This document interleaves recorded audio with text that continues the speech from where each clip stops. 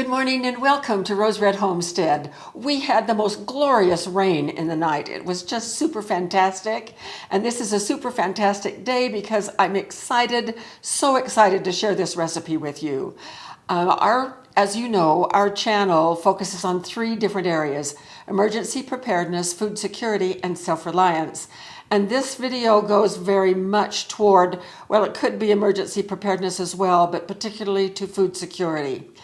You know, every once in a while in your life, you come across something that is just outstanding. It's like a gift, and you just absolutely are thrilled with it. That's kind of how I felt when Jim came into my life.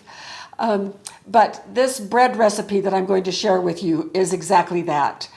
It is not my recipe. This comes from a website that is called The Perfect Loaf. And the gentleman who does this, I'm really impressed with him. He's very detail-oriented. He developed the original recipe from which I'm taking this recipe for his children. And he wanted them to have a really nutritious bread that they would eat because they're kids. And it is a sourdough recipe. So I looked at that and I thought, you know, I could make this sourdough and it would be fabulous. I could just tell by the recipe how good it was. But what if I turned it into just a regular recipe? You know, sourdough is in the news. It's in my news feed on my phone every single day. There's an article about how good sourdough bread is for you. And it is, there's no doubt about that, which is why we did a recent class on simple sourdough. And along with our other classes, you can access those free on our website. These are classes more in the pattern of like a university class. They last about an hour each, and there's always a handout with explicit instructions for you. So if you're interested, you can certainly go to that class and take a sourdough class that is completely free and learn how to do it. But I thought, you know, the sourdough would be wonderful. It is true, but so many of us don't have the time to do sourdough, and we would like a recipe that I can just make with regular methods and be done with it in 3 hours instead of an all-day thing waiting for the sourdough to rise. So I took his recipe and converted it to a regular method recipe, and it makes 2 loaves, and I was kind of worried about it, but it turned out phenomenal. And Jim, tell them what you said about the bread. It's the best bread you've ever made. It's fantastic. Yeah, he loved it. He really did say it was the best bread I've ever made. And considering all of the bread recipes that I have developed on my own, I was prepared to be a little bit offended, but I wasn't, because when I tasted it, it was just phenomenal. Kudos to this young man who does this bread. Now, I'm giving you the link to his website where he will take you through the instructions and has a video there for doing the sourdough version. I'm doing the regular version today. And the recipe that I am following, I'm putting below the description of this video so that you will have it. So here are a couple of things that as we begin. A kitchen scale is, I would like to say is, you have to have one to do the recipe, but then that's unfair to a whole lot of people who don't have a kitchen scale. So I did convert the gram measurements, grams or weight measurements, which are far more accurate than volume.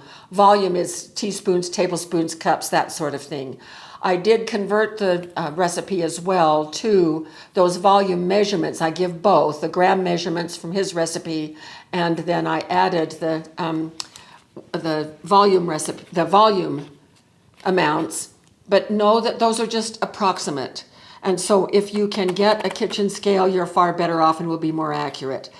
This bread is just loaded with nutrition, which is why I like it. It's high in protein, it's high in fiber. The first thing that we're going to be doing is a Tangzhong. Tangzhong. It is a Japanese method of making a paste with some of the flour and liquid ahead of time. Stir it over heat until it forms a paste. And that mixture, that paste mixture added to the dough, makes the bread soft and tender and extends the shelf life. And so who wouldn't want to do that? It is very much used in making Japanese milk bread, and I've made Japanese milk bread, and it is just phenomenal. So we're going to put together a little Tangzhong with some of the flour and the liquid. The other thing that we do ahead of time is overnight, we need to soak some seeds, and the seeds are given in the recipe, and they include old-fashioned oats, but I use my 6-grain cereal here, sesame seeds, pumpkin seeds, sunflower seeds, flax seeds, chia seed, all are in this jar with a measured amount of water left out on the counter overnight so they can absorb that liquid and soften so that you don't break your teeth on the seeds when you eat the bread. This is a wonderful, very tasty, very nutritious bread. So then we'll come back after the Tangzhong has cooled. It's going to take about an hour for that to cool. Now, the pans that he uses are Pullman pans. These are a couple of Pullman pans. They're great for sandwich bread. You can, with a Pullman pan, sometimes they have a lid. I have one with a lid and one without. And you can bake it like this and have a perfectly sharp-edged rectangular loaf of bread. We're not going to do that. For my trial run, the one that Jim said was the best bread I'd ever made, I used these 2 pans. For today's bake, I'm going to use, because many of you probably don't have these Pullman pans, I'm going to use a regular 5x8, 5x9 bread pan. So this is what we'll be using to bake today. So I'm going to set these aside, and we're going to come over to the stove where we're going to mix our Tangzhong. Okay, our heat is on. I'm going to put in the milk. Now that's 328 grams of milk, and then this is 82 grams of the whole wheat flour. So I'm just going to mix that together.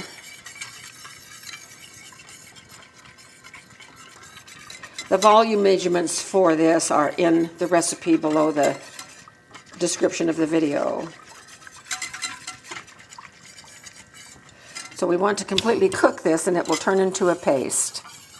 It's starting to thicken just a little bit. We still have a little ways to go.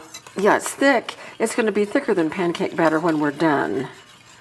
You can see it in the middle right there. Yeah. It needs to be that way all throughout.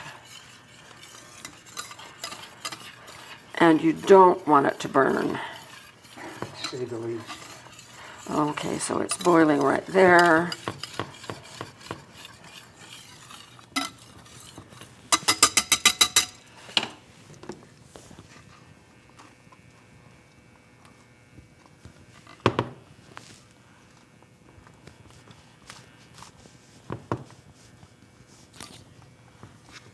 Okay. Now we're going to put it out on this plate.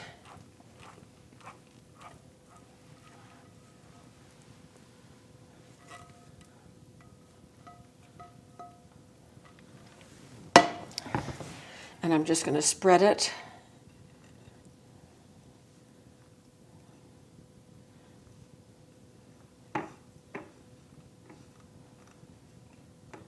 All right, and we're just going to let it cool for about an hour and we'll be back.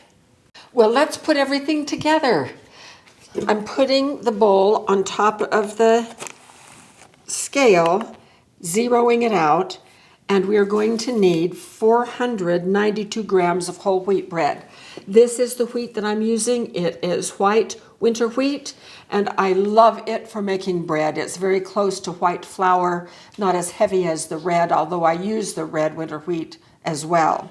So 492, and I just milled some of that while we were waiting for the Tangzhong to cool. So 492 is what we're after here. All right, zeroing that out. So now we're going to add 246 grams of all-purpose unbleached white flour. 246. And we've got it. So I'm placing these things out of the way so we no longer need the scale. And into the bowl I am adding the yeast, which is 4 teaspoons. I'm adding, this is the honey, and this is wheat bran that I am using, and the salt. Yeah, the salt is in here as well. So this is kind of an interesting combination right here. And I'm adding the seeds.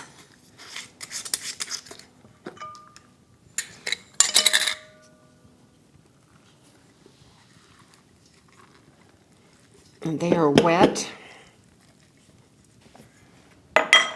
All of the Tangzhong, also wet. I'm going to put the roller in about the middle of the bowl. And I'm going to start the mix. And I'm adding 354 grams of water.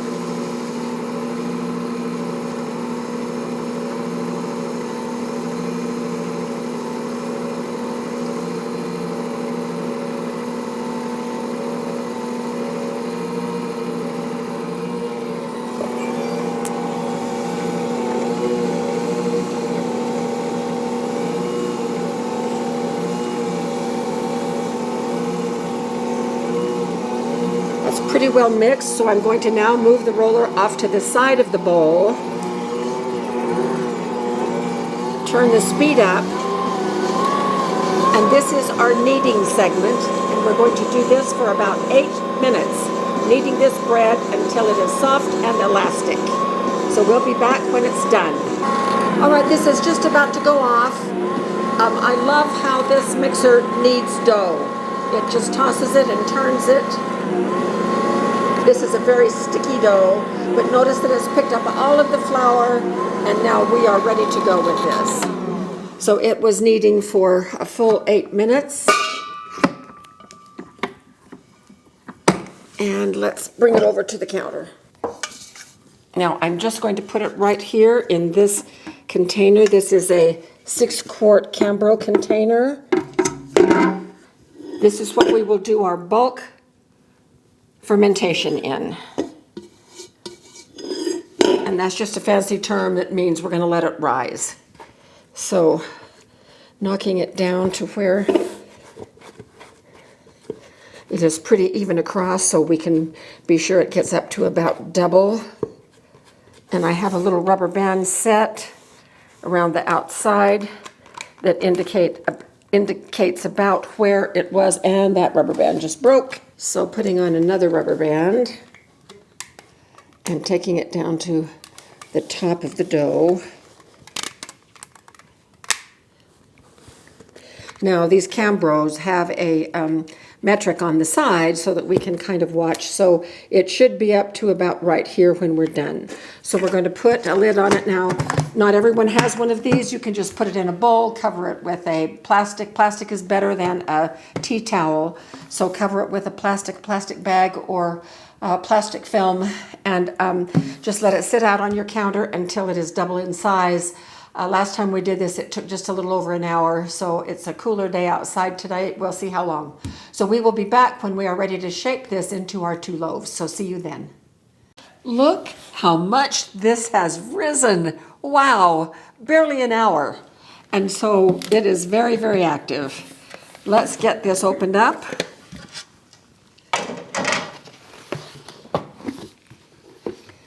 I'm just going to put it out on a little bit of flour.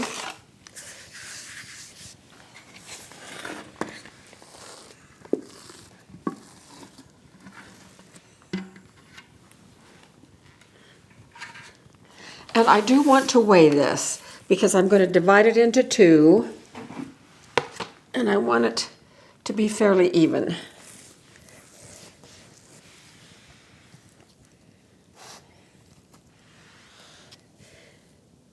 $18.30, $9.15.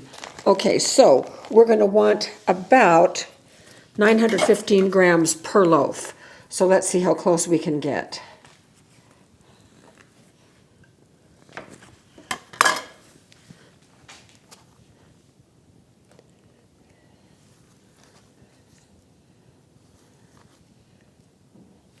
That will do. Okay.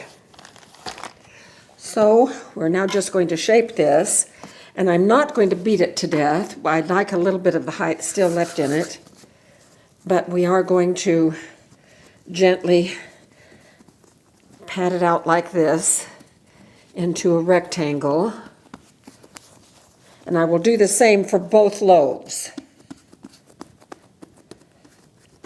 And that's about right. Then I'm just going to pull it a little bit and roll it fairly tightly.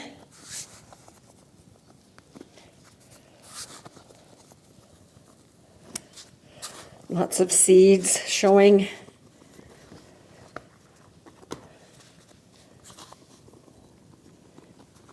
It's beautiful. Just feels so good. It smells wonderful. Okay, so we have this log.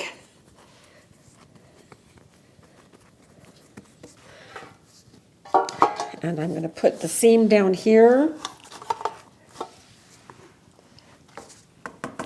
And then with my knuckles, I'm just going to tap it down like this. Try to distribute the mass evenly all over the inside of the pan.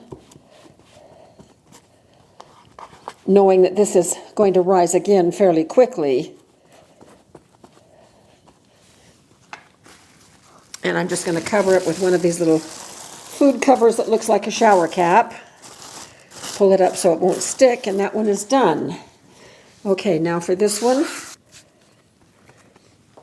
And here's our Pullman pan, seam down. And once again, I'm going to mash it. Okay, and another food cover here. And here is a foil pan that has lava rock in it. And I showed this in an earlier video as an alternative for baking bread inside a Dutch oven. And it especially works well for sourdough breads. This is an alternative way to create steam so that you can get that nice crust on the top. So we're going to do that today, even though this is not sourdough. We're going to do it with our regular bake. And I'm going to put it in the bottom of the oven right now so that when I turn the oven on, these lava rocks will preheat along with the oven. And then when I put the bread in, I'm going to toss some ice cubes on the top. They'll create steam, and we'll let that steam for about 20 minutes. So we'll be back when we're ready to put them in the oven. Oh, we got busy with our other projects, and I just happened to walk through the kitchen. I'm afraid these have overrisen just a little bit, but we're going to take a chance and bake them anyway. So I have my cup of ice right here. I'm going to toss it in the pan.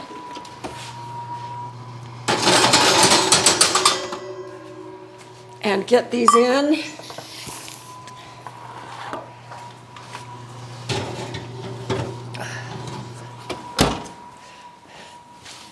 Our oven is at 350. My oven runs hot.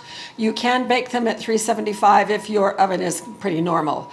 So we're going to bake these for 20 minutes with the steam. Then I'm going to remove the steam pan and go for probably another 20 or 30 minutes.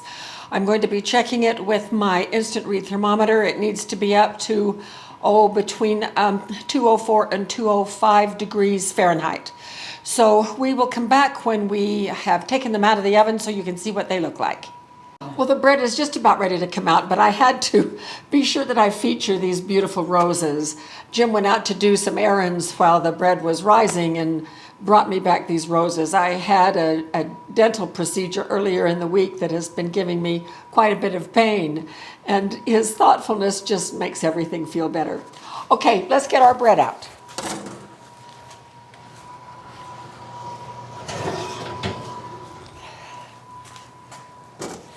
Okay, so turn this out so it's lovely on the bottom.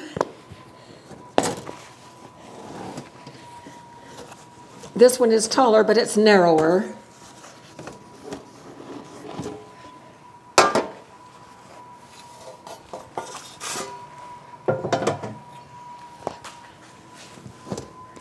So here we have two beautiful seeded sandwich loaves. This one is more typical of what sandwich bread would look like.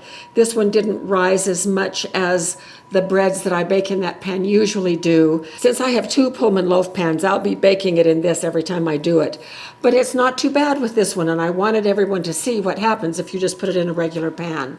We're going to let these cool for a little while, and then we'll come back and cut one and show you what the crumb looks like. I'm keeping my fingers crossed that that little bit of overproofing is not going to make it all too open and crumbly inside. Moment of truth. I'm going to cut this loaf. I've already seen what the inside of these loaves look like, and they're wonderful. But let's see how it turned out in this pan.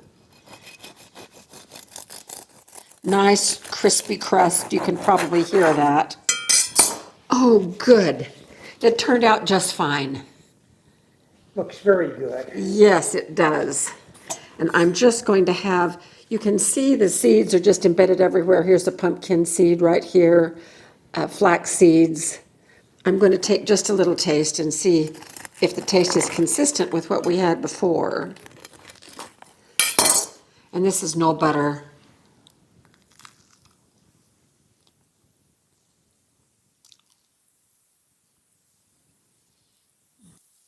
It is truly delicious. I just love this bread. And it tastes so healthy, and it's good.